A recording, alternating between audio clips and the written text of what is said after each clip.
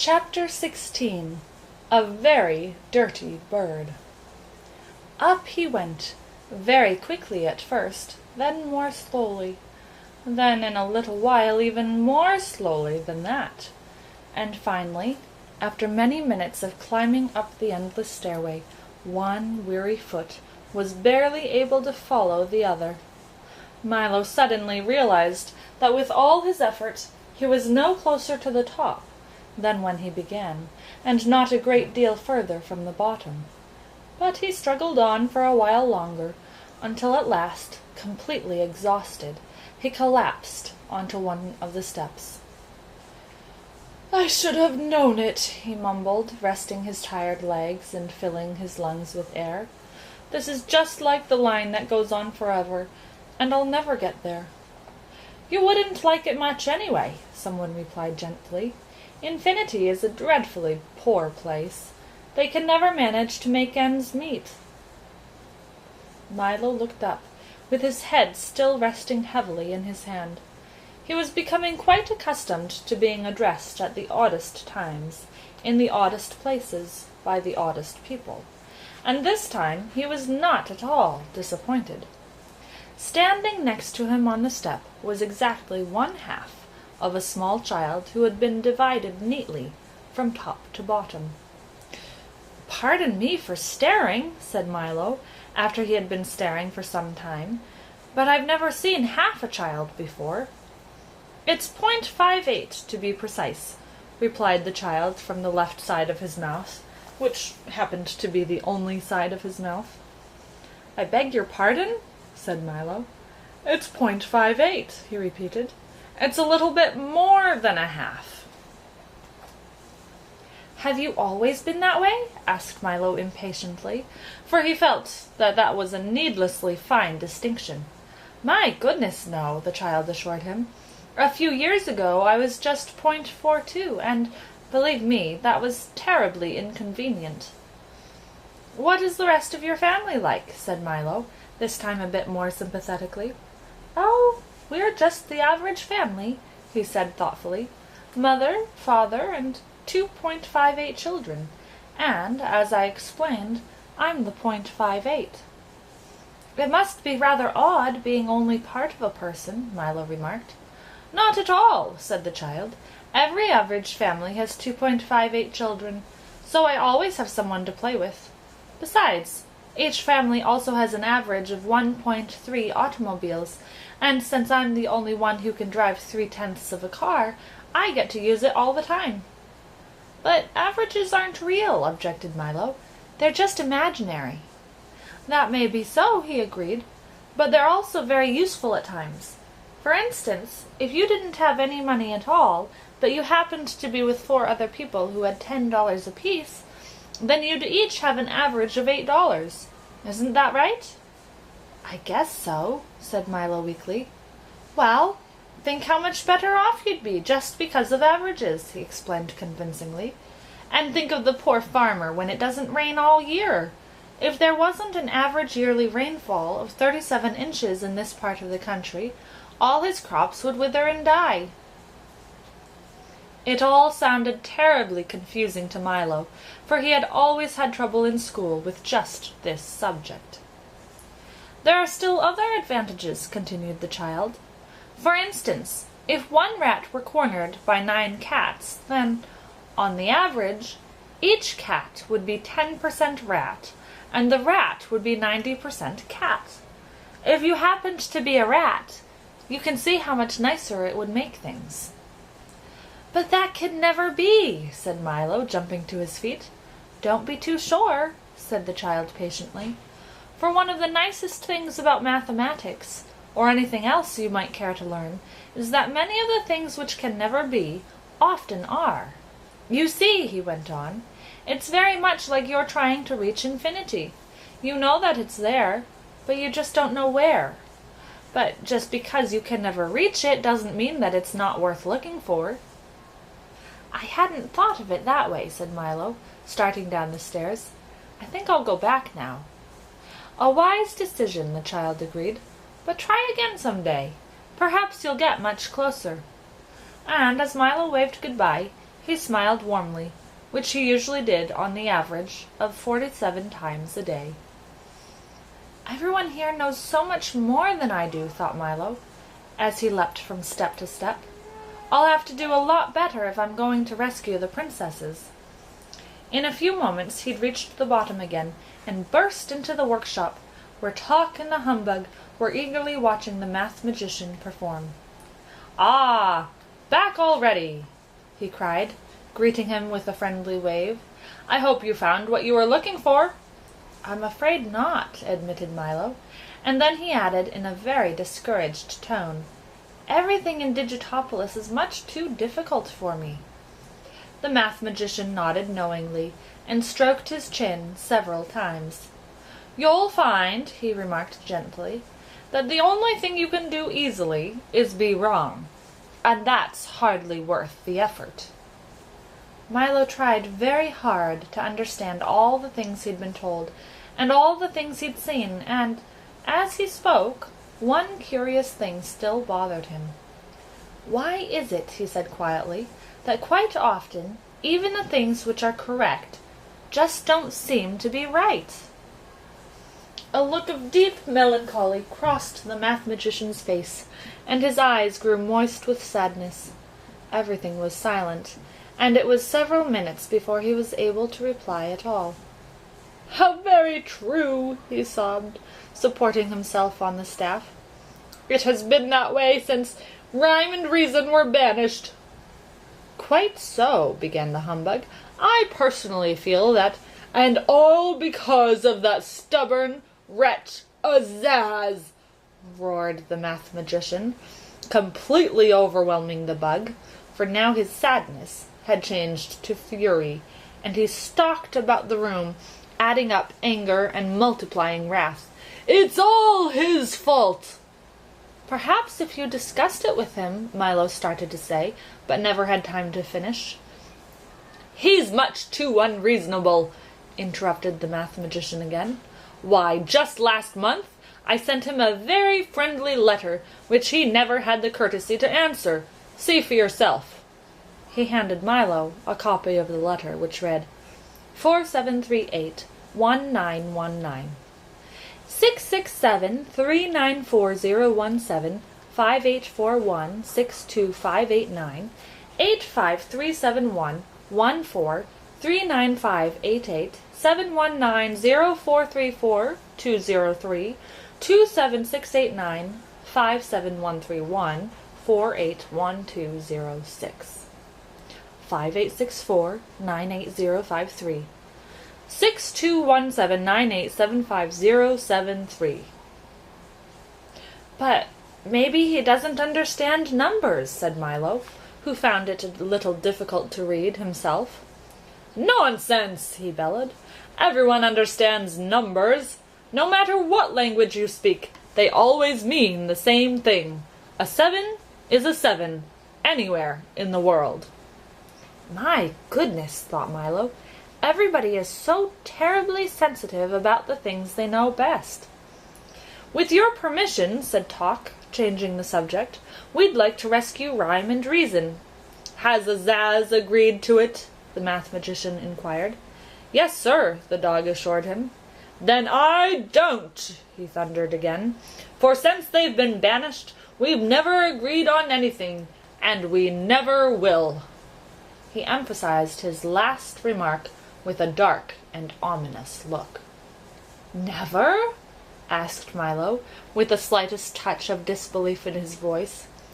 "Never," he repeated, "and if you can prove otherwise, you have my permission to go." "Well," said Milo, who had thought about this problem very carefully ever since leaving Dictionopolis, "then with whatever Azaz agrees, you disagree." "Correct," said the Mathemagician, with a tolerant smile, "and with whatever Azaz disagrees, you agree." "Also correct," yawned the Mathemagician, nonchalantly cleaning his fingernails with the point of his staff.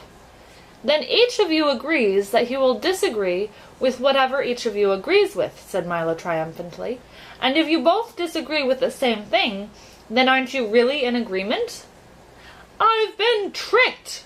cried the mathematician helplessly, for no matter how he figured, it still came out just that way. "Splendid effort," commented the humbug jovially. "Exactly the way I would have done it myself." "And now may we go?" added Talk. The mathematician accepted his defeat with grace, nodded weakly, and then drew the three travelers to his side. "It's a long and dangerous journey," he began softly, and a furrow of concern creased his forehead. "Long before you find them, the demons will know you're there. Watch for them well," he emphasized, "for when they appear, it might be too late." The humbug shuddered down to his shoes, and Milo felt the tips of his fingers suddenly grow cold. "But there is one problem even more serious than that," he whispered ominously. "What is it?" gasped Milo, who was not sure he really wanted to know. "I'm afraid I can tell you only when you return. Come along," said the mathematician, "and I'll show you the way." And, simply by carrying the three, he transported them all to the very edge of Digitopolis. Behind them lay all the kingdoms of wisdom, and up ahead a narrow rutted path led toward the mountains and darkness. "We'll never get the car up that," said Milo unhappily. "True enough," replied the mathematician, "but you can be in ignorance quick enough without riding all the way, and if you're to be successful, it will have to be step by step." "But I would like to take my gifts," he insisted. "So you shall," announced the dodecahedron, who appeared from nowhere with his arms full. "Here are your sights, here are your sounds, and here," he said, handing Milo the last of them disdainfully, "are your words. And, most important of all," added the mathematician, "here is your own magic staff. Use it well, and there is nothing it cannot do for you." He placed in Milo's breast pocket a small, gleaming pencil, which, except for the size, was much like his own. Then, with a last word of encouragement, he and the dodecahedron, who was simultaneously sobbing, frowning, pining, and sighing from 4 of his saddest faces, made their farewells and watched as the 3 tiny figures disappeared into the forbidding mountains of ignorance. Almost immediately the light began to fade as the difficult path wandered aimlessly upward, inching forward almost as reluctantly as the trembling humbug. Talk, as usual, led the way, sniffing ahead for danger, and Milo, his bag of precious possessions slung over one shoulder, followed silently and resolutely behind. "Perhaps someone should stay back to guard the way," said the unhappy bug, offering his services, but, since his suggestion was met with silence, he followed glumly along. The higher they went, the darker it became, though it wasn't the darkness of night, but rather more like a mixture of lurking shadows and evil intentions which oozed from the slimy, moss-covered cliffs and blotted out the light. A cruel wind shrieked through the rocks, and the air was thick and heavy, as if it had been used several times before. On they went, higher and higher up the dizzying trail, on one side the sheer stone walls and brutal peaks towering above them, and on the other an endless, limitless, bottomless nothing. "I can hardly see a thing," said Milo, taking hold of Talk's tail as a sticky mist engulfed the moon. "Perhaps we should wait until morning." "There'll be morning for you soon enough," came a reply from directly above, and this was followed by a hideous, cackling laugh, very much like someone choking on a fishbone.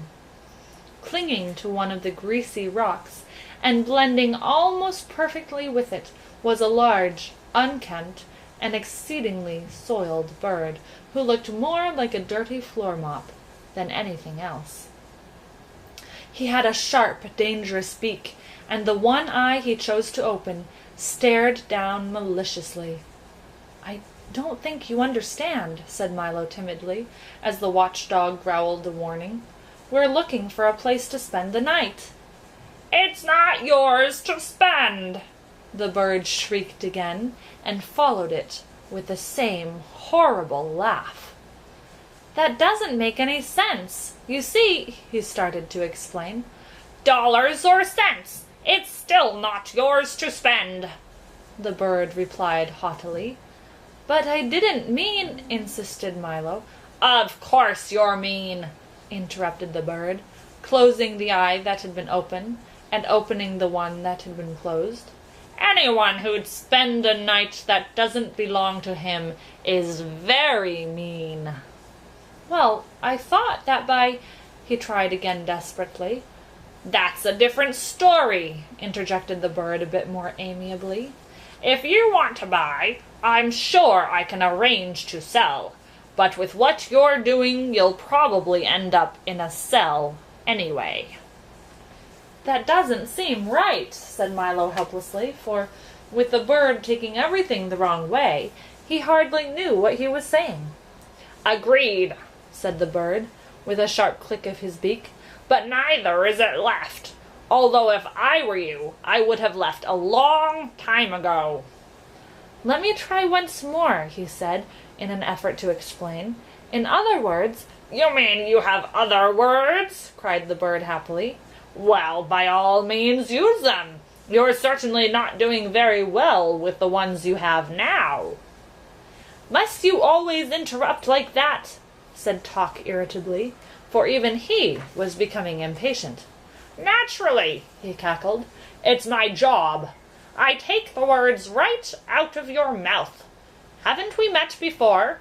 I'm the ever-present word snatcher, and I'm sure I know your friend the bug." And then he leaned all the way forward and gave a terrible, knowing smile. The humbug, who was too big to hide and too frightened to move, denied everything.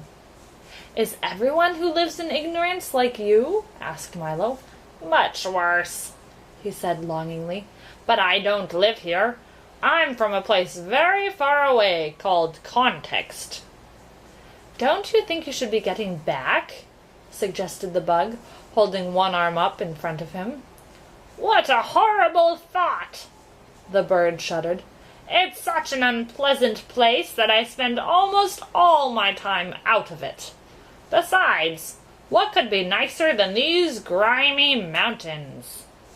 "Almost anything," thought Milo, as he pulled his collar up. And then he asked the bird, Are you a demon?" "I'm afraid not," he replied sadly, as several filthy tears rolled down his beak. "I've tried, but the best I can manage to be is a nuisance." And, before Milo could reply, he flapped his dingy wings and flew off in a cascade of dust and dirt and fuzz. "Wait!" shouted Milo, who'd thought of many more questions he wanted to ask. 34 pounds! shrieked the bird as he disappeared into the fog. "He was certainly no help," said Milo, after they had been walking again for some time. "That's why I drove him off!" cried the humbug, fiercely brandishing his cane. "Now let's find the demons." "That might be sooner than you think," remarked Talk, looking back at the suddenly trembling bug, and the trail turned again and continued to climb.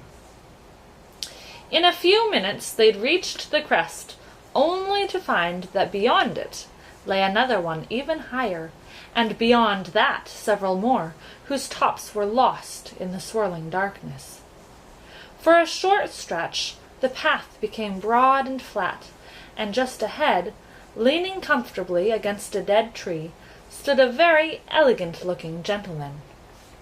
He was beautifully dressed in a dark suit, with a well-pressed shirt and tie. His shoes were polished, his nails were clean, his hat was well brushed, and a white handkerchief adorned his breast pocket. But his expression was somewhat blank. In fact, it was completely blank, for he had neither eyes, nose, nor mouth. "Hello, little boy," he said, amiably shaking Milo by the hand. "And how's the faithful dog?" he inquired, giving Tock 3 or 4 strong and friendly pats. "And who is this handsome creature?" he asked, tipping his hat to the very pleased humbug. "I'm so happy to see you all." What a pleasant surprise to meet someone so nice, they all thought, and especially here. "I wonder if you could spare me a little of your time," he inquired politely, "and help me with a few small jobs."